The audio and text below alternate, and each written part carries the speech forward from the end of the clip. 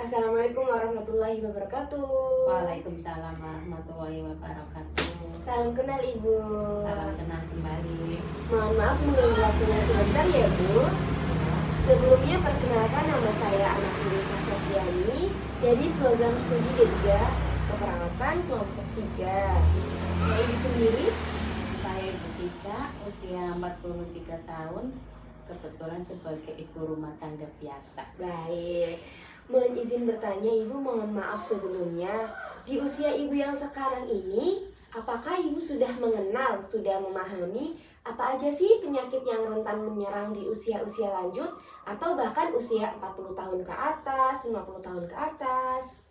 Yang saya tahu sih cuma darah tinggi, kolesterol, stroke, sama osteoporosis. Baik. Di sini izinkan saya untuk sedikit berbagi ilmu pengetahuan yang saya miliki ya Bu. Di sini saya akan menjelaskan mengenai penyakit stroke. Stroke merupakan penyakit yang menyerang ke otak Bu, di mana kehilangan fungsi otak yang diakibatkan oleh berhentinya suplai darah ke bagian otak.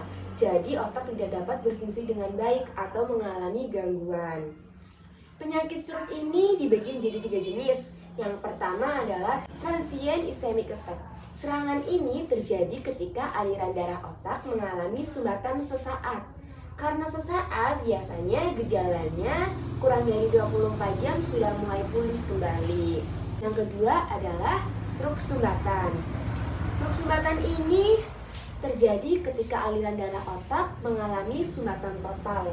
Lalu yang terakhir adalah stroke pendarahan atau hemoragik. Biasanya ini terjadi jika pembuluh darah sudah pecah, Bu.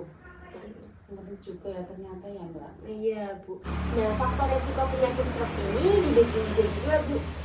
Yaitu faktor resiko yang tidak dapat diubah dan faktor resiko yang dapat diubah.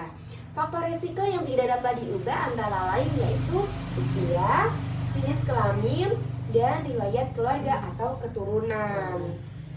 Lalu faktor resiko yang dapat dirubah adalah penyakit bawaan seperti hipertensi. Hipertensi merupakan faktor yang paling besar terjadinya penyakit stroke. Lalu ada penyakit lain seperti penyakit jantung, diabetes mellitus, dan kolesterol. Tanda dan gejala penyakit stroke ini beragam Bu, tergantung arteri atau pembuluh darah. Pembuluh darah mana yang terkena di area otak. Dan gejala yang sering terjadi adalah FAST, F-A-S-T. F yang berarti face, wajah mengalami kelumpuhan atau tidak simetris.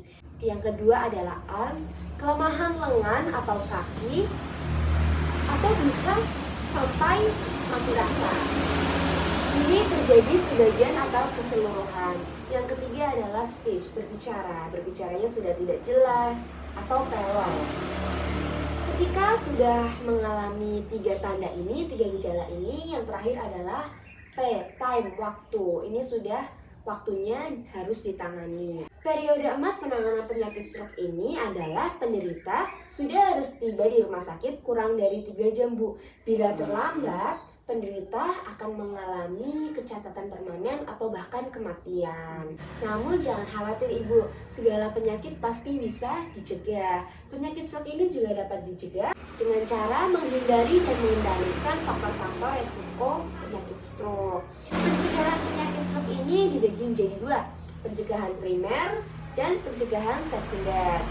Pencegahan primer ini dilakukan pada orang yang sehat. Sedangkan pencegahan sekunder ini dilakukan pada penderita stroke atau yang pernah menderita stroke agar tidak terjadi serangan berulang. Pencegahan penyakit stroke ini sebenarnya bukan hanya untuk mencegah penyakit stroke, namun penyakit-penyakit yang lainnya juga.